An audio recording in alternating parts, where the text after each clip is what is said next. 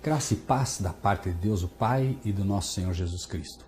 Hoje reiniciamos nosso estudo Momentos do Apocalipse. Seja bem-vindo e que você possa desfrutar da palavra de Deus, principalmente do livro de Apocalipse, a revelação de Jesus Cristo, que Deus deu para mostrar aos seus servos as coisas que brevemente devem acontecer. Bem-vindo ao futuro.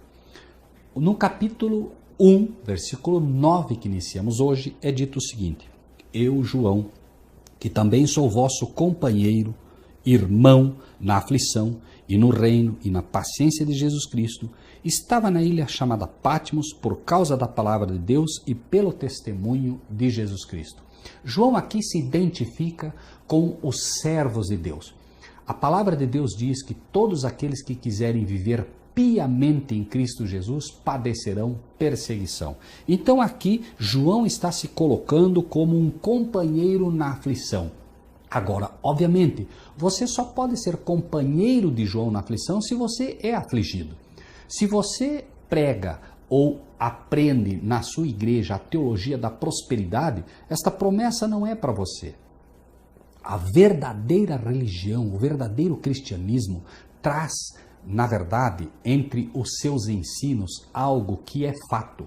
A perseguição, ela vem. Por quê? Porque a partir do momento que você é um verdadeiro cristão, um servo de Deus, o inimigo irá te perseguir. E João está colocando no reino e na paciência de Jesus Cristo. Por quê? Porque a aflição, a perseguição vai gerar no coração do verdadeiro cristão paciência, fé. E é dito, estava na ilha chamada de Patmos por causa da palavra de Deus. Se você de fato prega a palavra de Deus correta, como ela deve ser, pode ter certeza que logo você será afligido, você será perseguido, inclusive por aqueles que hoje te chamam de irmãos. Lembre-se que Jesus disse, que feridas são essas nas tuas mãos? São feridas com que fui ferido na casa de amigos meus. Então, o apóstolo se identifica preso na ilha de Patmos por causa da palavra de Deus e ele se coloca como um companheiro da aflição, mas como dizemos, nós só podemos ser companheiros se de fato temos sido afligidos de uma ou de outra forma pela palavra de Deus. E é um fato que pregando a palavra de Deus, nós seremos sim afligidos. Se você já não está sentindo hoje os efeitos da perseguição, cuidado. Pode estar havendo algo de errado com o evangelho que você está pregando, porque o evangelho correto gerou aflições. A Nicodemos, quando se converteu, a Paulo, a Pedro, todos os apóstolos tiveram problemas, os profetas Jeremias, Daniel, Isaías, todos tiveram problemas. Por quê? Porque o inimigo não vai deixar barato aqueles que realmente pregam a palavra de Deus. Lembre-se de Elias e João Batista. Principalmente João Batista, que foi decapitado por falar a verdade para um rei que estava em apostasia junto com o povo de Israel. É dito aqui no versículo 10, eu fui arrebatado em espírito no dia do Senhor e ouvi de trás de mim uma grande voz como de trombeta. O apóstolo João aqui diz que foi arrebatado em espírito no dia do Senhor.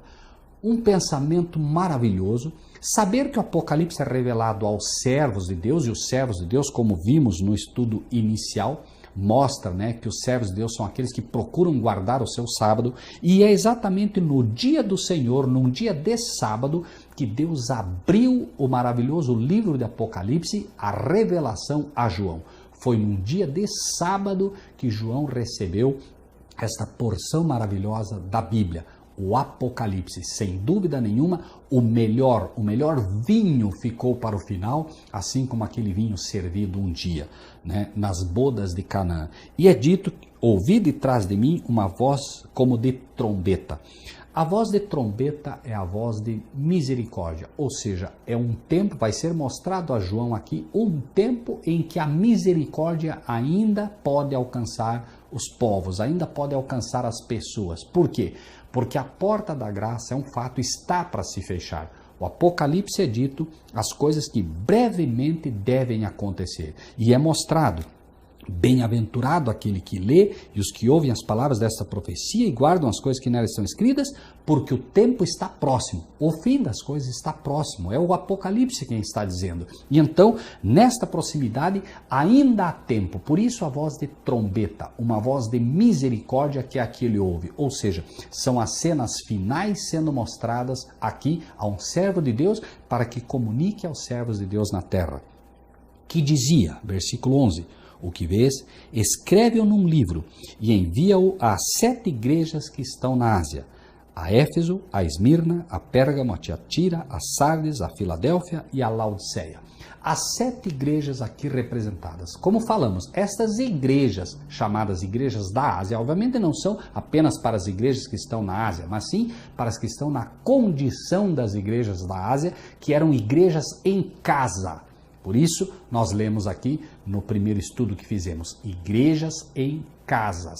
E estas igrejas são exatamente essas que são feitas pela promessa. Nós vamos encontrar então, aqui representadas, 7 é o número da plenitude, todas as condições da igreja de Deus na terra hoje, como pessoas e como grupos.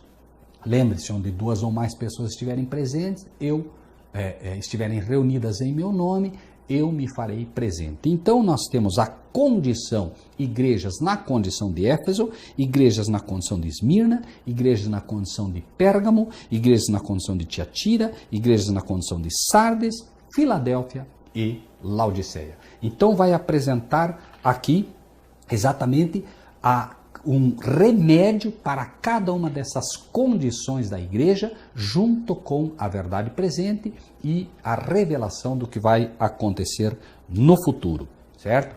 O livro de Apocalipse, então, até aqui, mostra que esta maravilhosa carta que Deus envia a cada uma dessas igrejas vai mostrar o problema de cada uma delas, mas vai mostrar também a solução.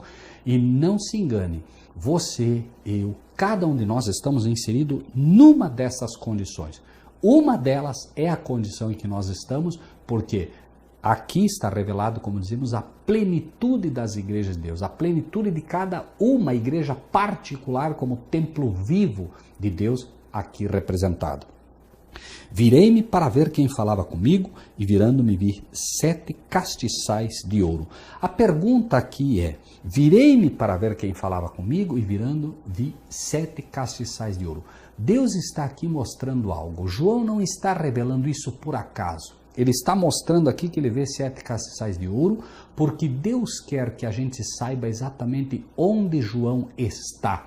Eu vejo 7 castiçais de ouro, assim como você, eu diria a você, eu estou hoje numa sala e eu estou num local, neste local existe um computador, existe material de trabalho, existe um telefone, existe uma cadeira onde eu me sento, existe aquilo outro, uma mesa, e você diria, bom, ele deve estar num escritório, ele deve estar numa sala comercial, ele deve estar na sala da sua casa. Por quê?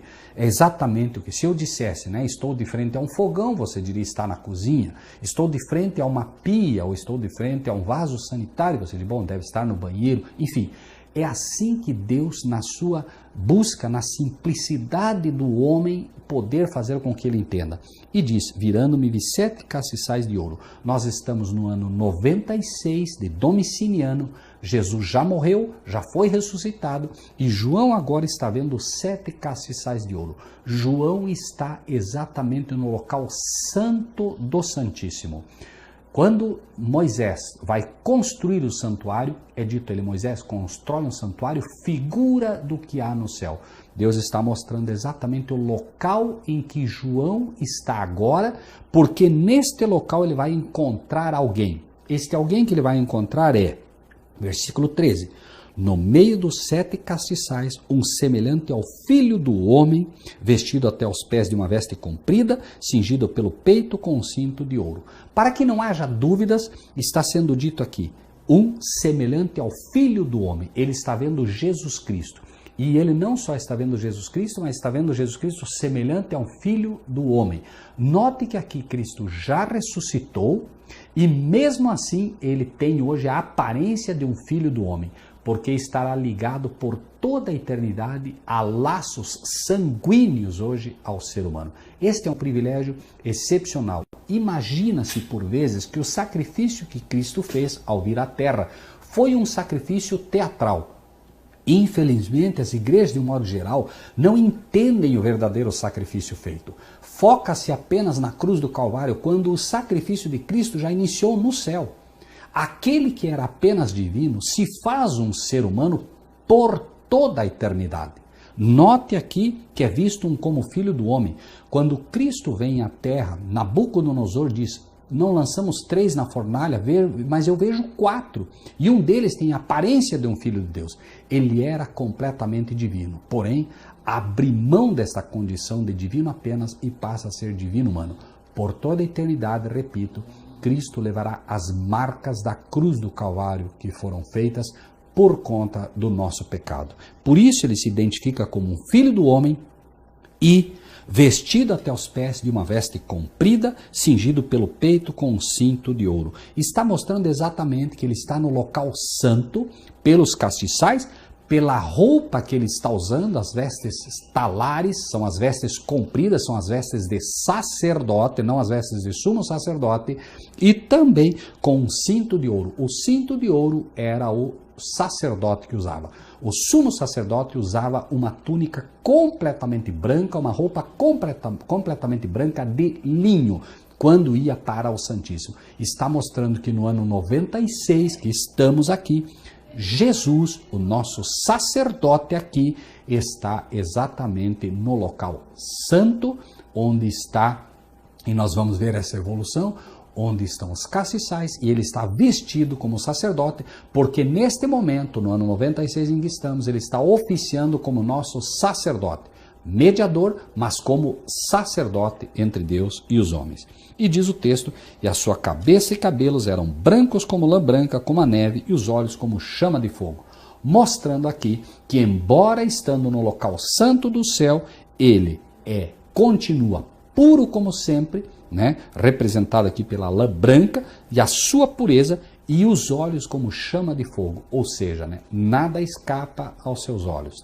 Este chama de fogo é poder. Ele, a chama de fogo é aquilo que revela aquilo que está escondido no mais íntimo do teu coração. Tudo que nós fazemos é visto por ele sabe exatamente o que se passa com a sua igreja, por isso ele vai se posicionar como testemunha em cada um dos casos das igrejas que lhe pertencem.